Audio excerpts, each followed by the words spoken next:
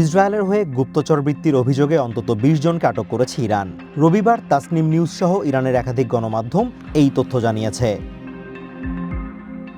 এক প্রতিবেদনে তাসনিম নিউজ জানিয়েছে, ইরানের সামরিক ও নিরাপত্তা বিষয়ক গুরুত্বপূর্ণ স্থাপনার তথ্য পাচারের অভিযোগে দেশটির উত্তর পশ্চিমাঞ্চল থেকে তাদেরকে আটক করা হয়।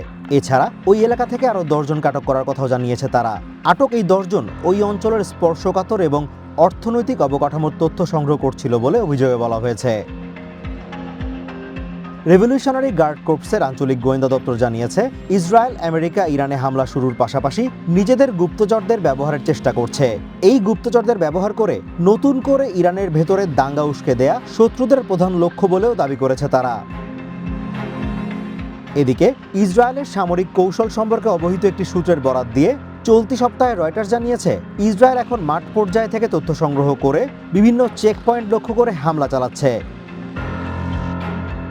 বর্তমান পরিস্থিতিতে ইরানে বিভিন্ন দেশের গুপ্তচরদের উপস্থিতি অনেকটাই অনুমিত। আর এমন অবস্থায় ইরানের অভ্যন্তরে ফ্রান্সের গুপ্তচরেরা ঠিক কিভাবে কাজ করেন তা নিয়ে একটি বিস্ফোরক প্রতিবেদন প্রকাশ করেছে ফ্রান্স 24। প্রতিবেদনটিতে একাধিক সাবেক গুপ্তচরের সাক্ষাৎকারও যুক্ত করা হয়েছে। প্রতিবেদনে দাবি করা হয়েছে, ইরানে ফ্রান্সের গুপ্তচরদের কোনোভাবেই শনাক্ত করা সম্ভব না। এছাড়া যুদ্ধ শুরুর পর থেকে তারা বিভিন্ন গুরুত্বপূর্ণ তথ্য সংগ্রহ করে তা ইরানের বাইরে পাচার করেছেন বলেও জানানো হয়। অলিভিয়ার ম্যাস নামে সাবেক এই গোয়েন্দা কর্মকর্তা মানবাধিকার কর্মীর ছদ্মবেশে ইরানে দীর্ঘ সময় অবস্থান করেছেন। তিনি জানান, তথ্য সংগ্রহের জন্য তাদের ইরানের নাগরিকদের উপরই নির্ভর করতে হয়। এই ক্ষেত্রে মোটা অঙ্কের অর্থের বিনিময়ে তাদের কাছ থেকে তথ্য সংগ্রহ করা হয়। এর পাশাপাশি ঝুঁকিপূর্ণ পরিস্থিতি তৈরি হলে তাদের ফ্রান্সে এনে নাগরিকত্ব দেওয়ার অঙ্গীকারও করা হয়। বছরের পর বছর ধরে এভাবেই ইরানের পরমাণু কর্মসূচির বিষয়ে গুরুত্বপূর্ণ তথ্য সংগ্রহ করেছেন ফ্রান্সের গোয়েন্দারা।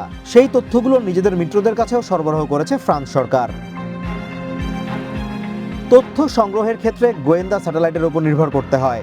বিশেষ করে কৌশলগতভাবে গুরুত্বপূর্ণ স্থাপনাগুলোর ছবি তোলার ক্ষেত্রে এটি বেশ কার্যকর। ছবিগুলো বিশ্লেষণ করে অনেক গুরুত্বপূর্ণ তথ্য বের করে আনা হয়।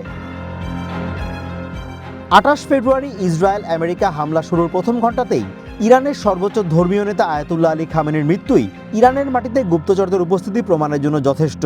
ওই হামলার পরই পেন্টাগনের বরাত দিয়ে একাধিক আন্তর্জাতিক গণমাধ্যম জানায়, আগে থেকে তথ্য থাকার কারণেই নিখুঁত ওই হামলা চালানো সম্ভব হয়েছে।